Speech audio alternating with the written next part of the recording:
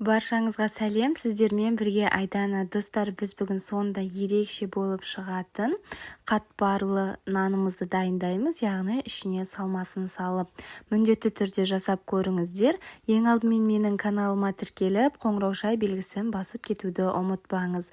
Қамырымызды дайындау үшін бізге ең алдымен жылы су және де жылы сүт, ашытқы және де тұз керек болады.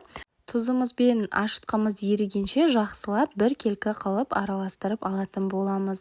Одан соң ұнымызды жаймендеп салып, венчиктің көмегімен араластыра отырып, жұп-жұмсақ қамыр илейтін боламыз. Достар, нанымыздың құрамына қанша зат кеткенін описание бөліміне жазып кететін боламын.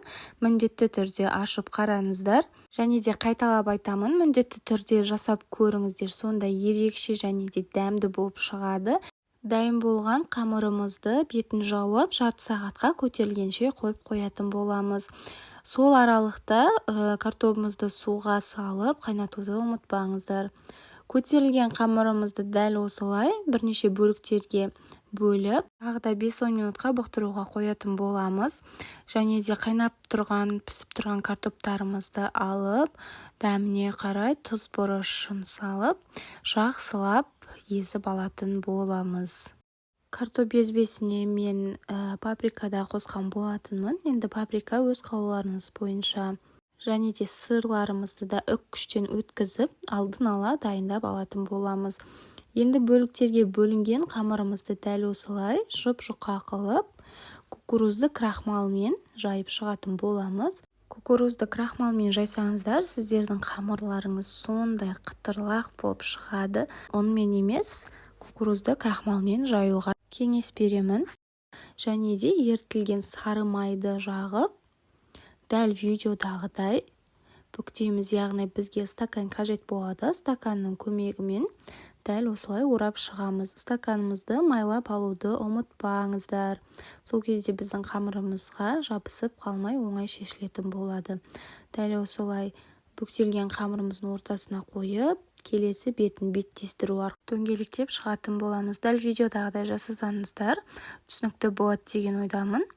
Сондай дәмі ерекше және де қытырлақ болып шығады. Дәл қамыр қаттаманың қамыры сияқты болады, яғни орысша айтқанда сізде хрустящий тесто шығатын болады. Дәл осылай қамырдан стаканымызды ажыратып алып, ішіне дайындап алған картобымызды және де үккіштен өткізілген сырымызды салу арқылы жауып шығатын боламыз. Мен дәл осындай қытырлақ наннан 4 дана жасадым, яғни жасап, противеньге салып, бетіне жұмыртқаның сарысын жағамыз. Кішкене басып жіберуге де болады. Қаттама секілді ғып жайып пісірсеңіздер де болады. Әркімнің өз қалауы бойынша. Мен осылай кішкене қалыңырақ қып пісіргенді құп көрдім. Салмасына да өз қалауларыңыз бойынша басқа да түрлі затты қоса берулеріңізге болады. Міне осымен біздің қытырлақ нанымыз дайын. Видеоның соңына дейін көрсеңіз, лайк басып, комментарий жазып, және де менің каналыма тіркеліп кетуді ұмытпаңыз.